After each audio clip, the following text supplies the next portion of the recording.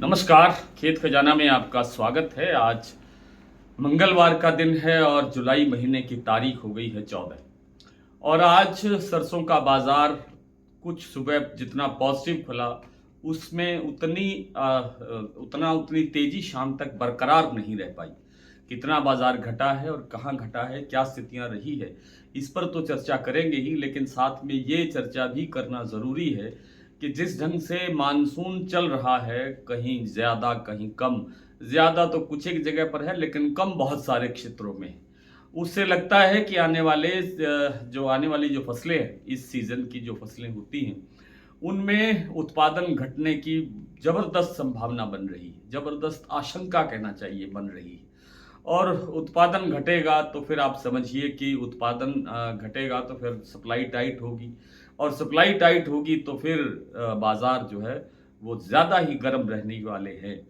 ऐसा लगता है कि दिवाली पर सभी प्रकार के खाद्य तेलों में बाज़ार काफ़ी ऊंचा जाने वाला दिखाई दे रहा है। और आज की अगर बात करें तो भरतपुर मंडी का भाव 7,777 रुपये खुला।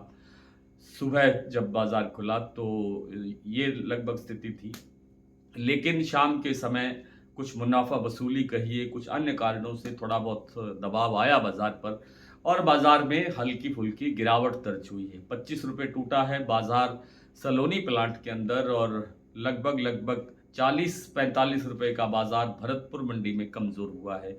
इस समय भाव है 7,730 रुपये। ये कोई करेक्शन है, बड़ी गिरावट नहीं है, और बड़ी बड़ी गिरावट की आशंका भी बिल्कुल नहीं है।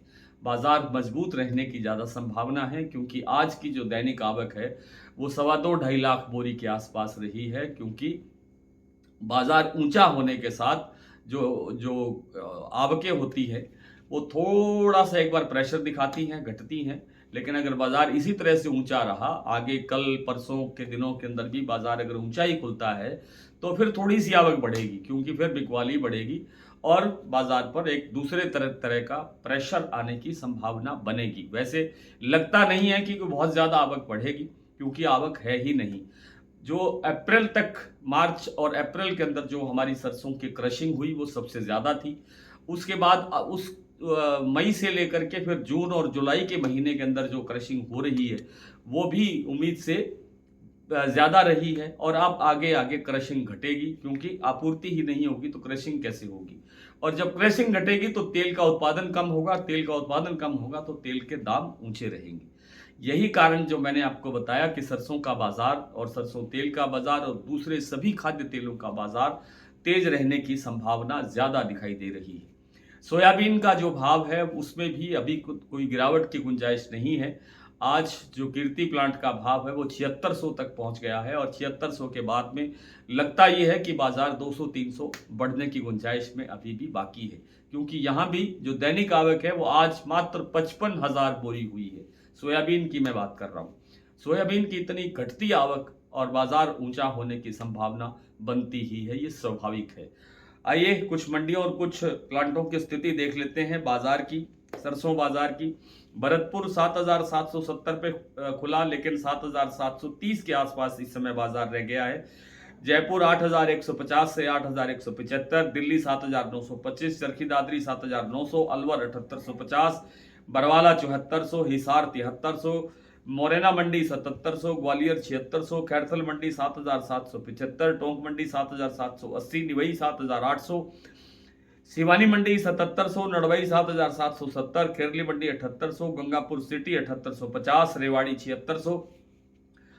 और बात करें अगर धौलपुर मंडी की, तो धौलपुर के अंदर आज का जो भाव है, धौलपुर में आज सुबह जो भाव खुला वो था 8,000 रुपये, हिंडौन में 7,871 रुपये।